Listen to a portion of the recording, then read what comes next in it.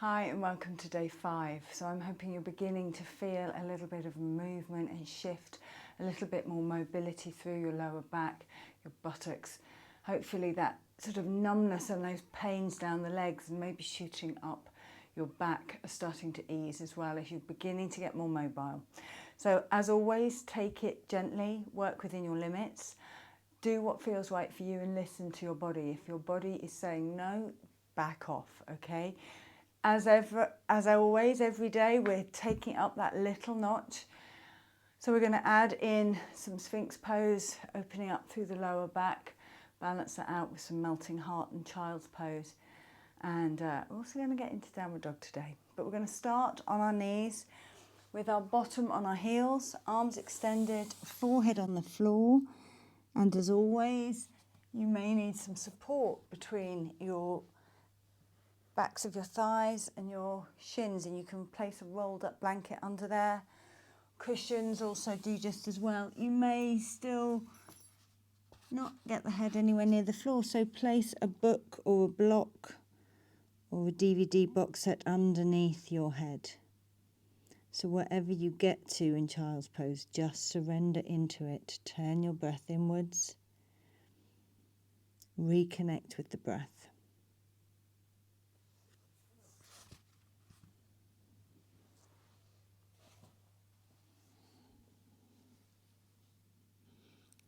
Follow the breath all the way in and all the way out. Becoming aware of the breath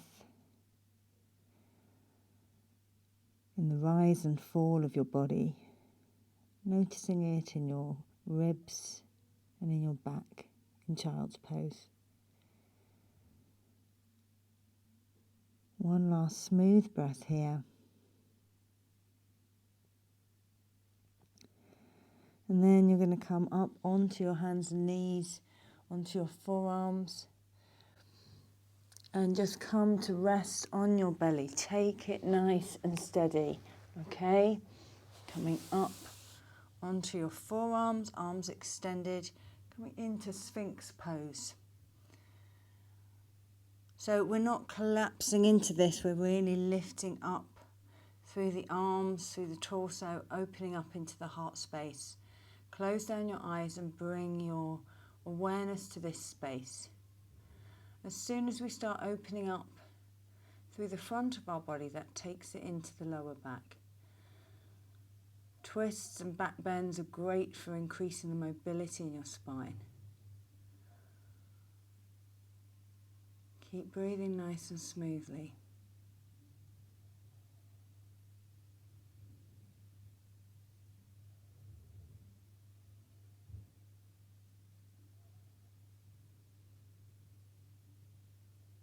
And then come to rest on your hands, forehead on the hands, just resting in crocodile. Take a breath of transition.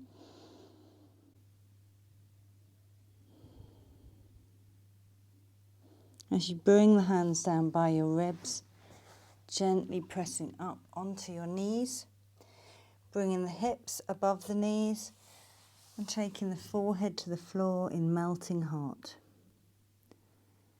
Opening up all the way through the front of the body. And again, if you need to, you can always place a book or a block underneath your head.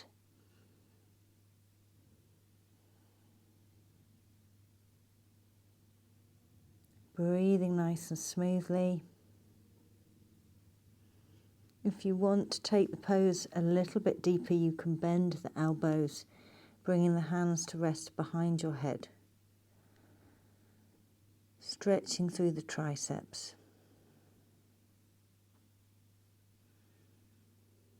Coming back to the breath.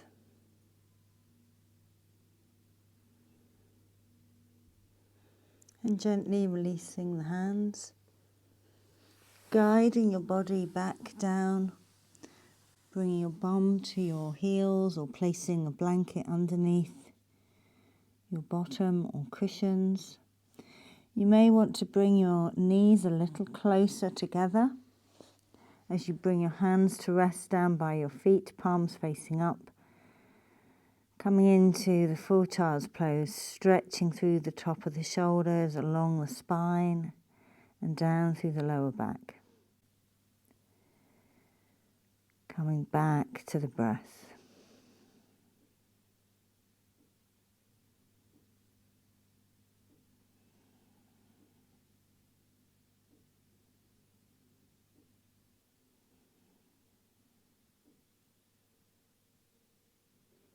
Taking the hands back to the top of the mat, coming up onto your knees, curling your toes under, guiding your hips up towards the ceiling, coming into downward dog, grounding down through the palms, nice length through the arms, elbow creases looking at one another, triceps looking at the mat. Relax the back of your head, your gaze is soft between your feet, shoulder blades moving up the back towards the bum. Bum up towards the ceiling, nice line of energy down the legs, the heels tucked behind the ankles. If it feels right for you to do, gently walk your dog, alternate heels towards the floor. Keep breathing nice and smoothly.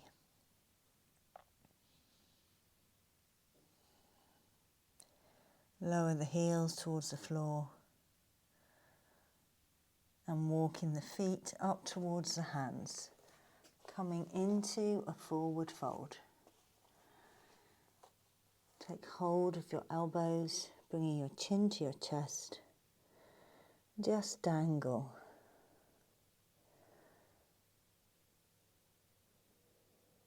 This pose is stretching through your lower back, stretching through your hamstrings. Keep a tiny bend in your knees to protect your hamstrings. Relax the back of your neck. You can even shift the weight from side to side.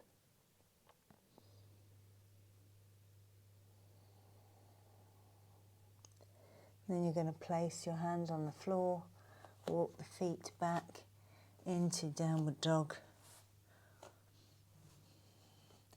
Settle into your pose.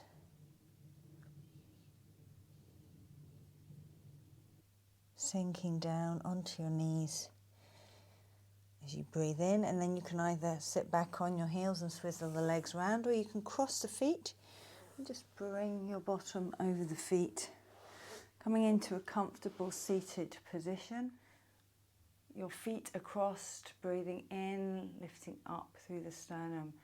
Gently walk your hands as far forward as you can.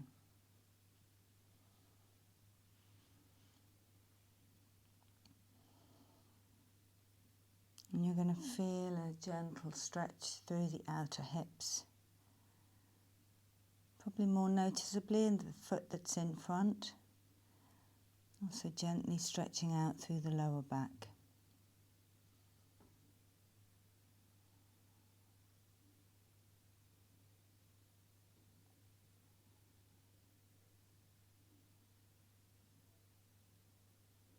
Gently walking the hands back up and swapping the cross of the feet. Breathing in, lifting up through the sternum, and breathing out, walking the fingers as far forward as you can.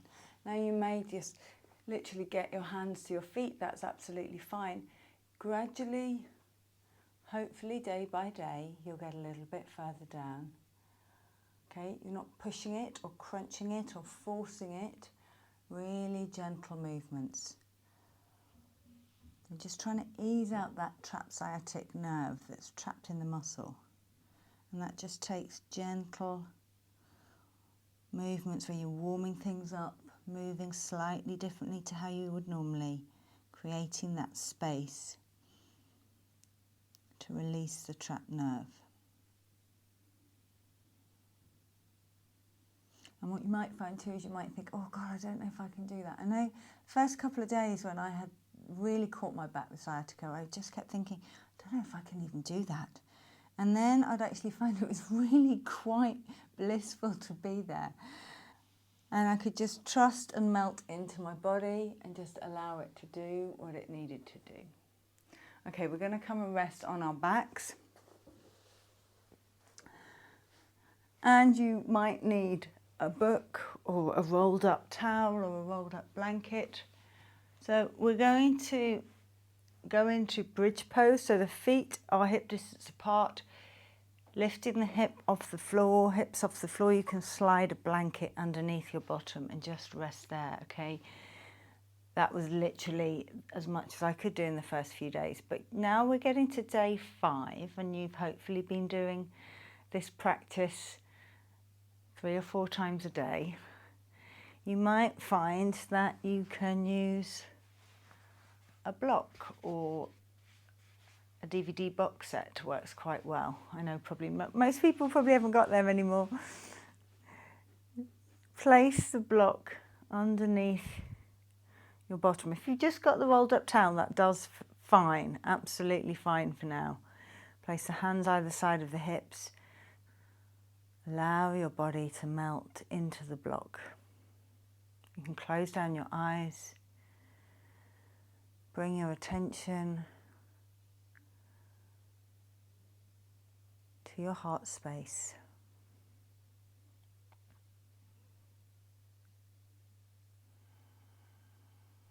Keep breathing nice and smoothly.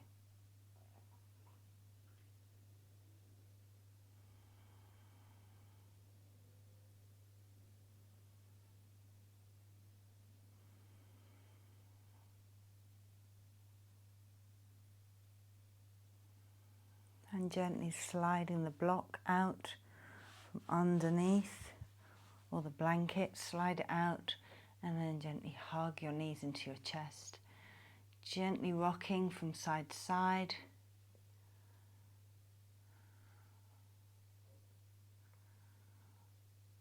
Massaging the spine on the floor, stretching through that lower back.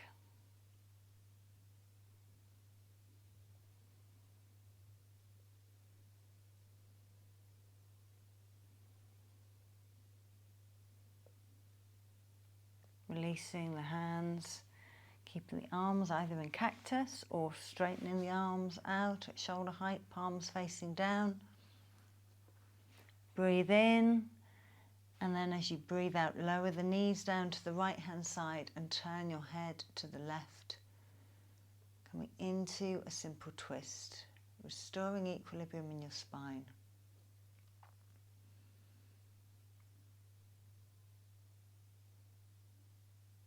Keep coming back to the breath.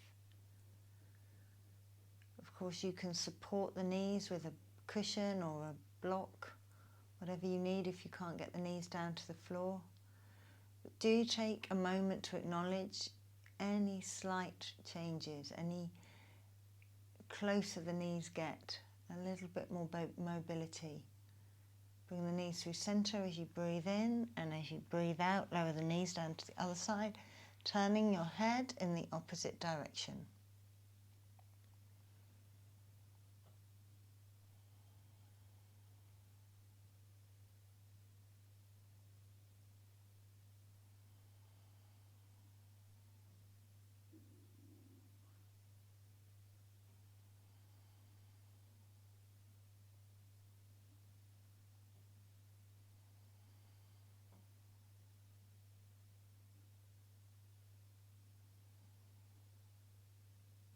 And then bring the knees through center as you breathe in. Bring the soles of your feet together. Allow the knees to move towards the floor as you rest on the outside edge of the foot, on the pinky side, on the little toe side of the foot. Hands either side of your hips, close down your eyes. Allow your breathing to return to normal.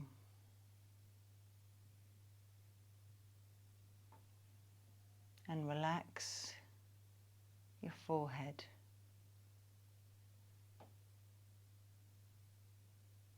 Softening between your eyes and around your eyes.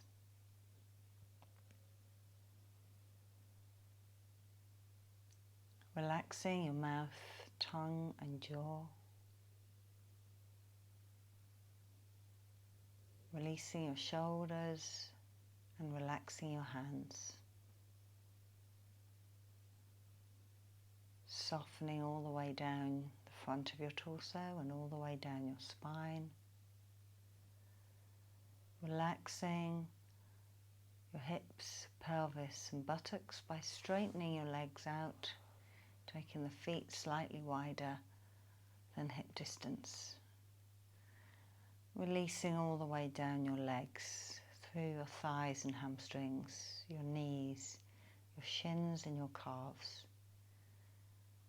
Relaxing the top of your feet, soles of your feet and your toes.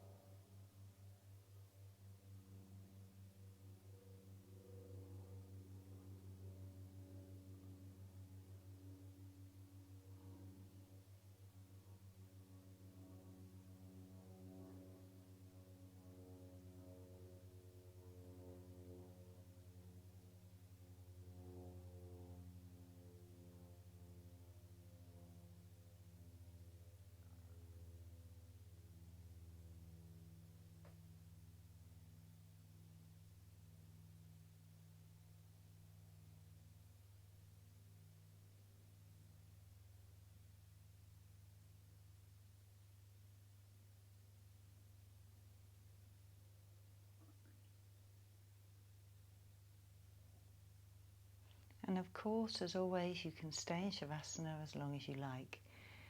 I appreciate if you're doing these practices 3 or 4 times a day. A couple of minutes is probably long enough, or all you have, but do try and enjoy it for as long as you can. Gently bring your left knee into your chest, using your right hand to guide it. As you breathe in and as you breathe out, you're going to take that knee down to the other side, to the right hand side. Breathe in, bring the knee back to center, and breathe out. Release the foot to the floor. Hugging the other knee into your chest, using the opposite hand to guide it.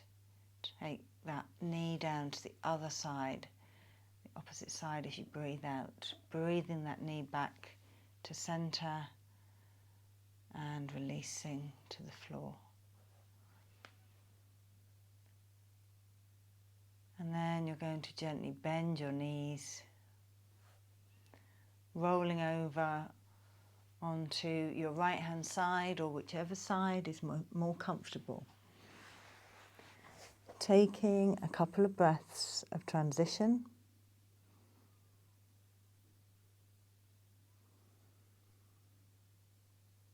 And then gently guiding yourself into a comfortable seated position.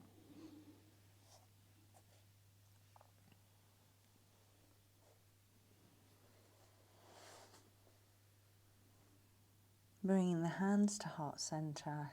Thank you for joining me. I look forward to seeing you tomorrow. Namaste.